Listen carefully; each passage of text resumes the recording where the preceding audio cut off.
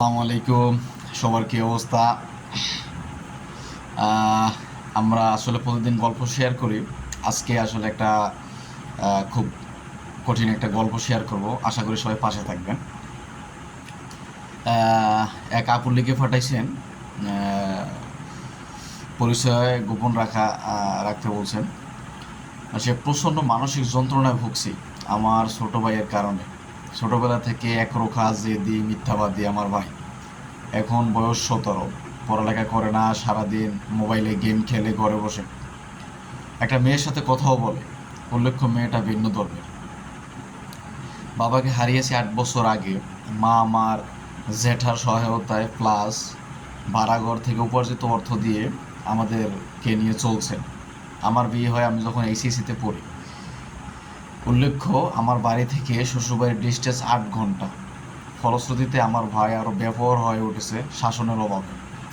মার সাথে বাজে ব্যবহার, গালাগাল, গায়ে হাত তুলতে যাওয়া প্রতিদিনের ঘটনা।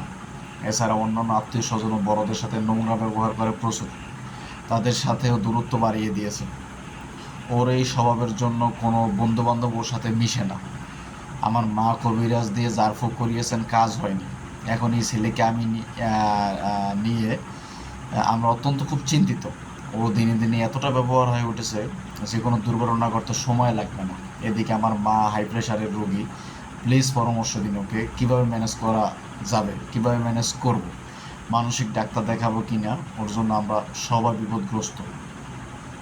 আমরা সনাতন ধর্মাবলম্বী, তাই ধর্মীয় পরামর্শ দেওয়ার আগে একটু ভেবেচিন্তে দিবেন। হ্যাঁ, আসলে খুব সুন্দর কথা বলছেন আপু। এখন এখানে একটা জিনিস কি, এই যে যে ছেলে মেয়ে হোক, অধিকাংশ ছেলে মেয়ে বা যারা আছে বাচ্চারা, এরা আসলে পারিবারিক শিক্ষার অভাবে বা অতিরিক্ত আদর যত্নে পাওয়াতে তারা আসলে তাদের লাইন থেকে সরে যায়। যার কারণে এই লাইনে তাদের নিয়ে আসা খুব কঠিন ব্যাপার। যেমন আপনি দেখা যায় একটা ট্রেন যদি লাইনচ্যুত হয়ে যায়, তাকে আবার লাইনে আনা খুব কঠিন ব্যাপার। আর এইটা হলো একটা লাইফ, এই লাইফ থেকে যারা সরে যায়, তাদের পথ থেকে সরে যায়, তাদের আনা খুব কঠিন ব্যাপার। তবে আপনি একটা কাজ করতে পারেন, বিভিন্ন ওই যে রেহাব সেন্টার বা বিভিন্ন সেন্টার আছে যেখানে 3 মাস 6 মাস, হ্যাঁ, এখানে রাখে।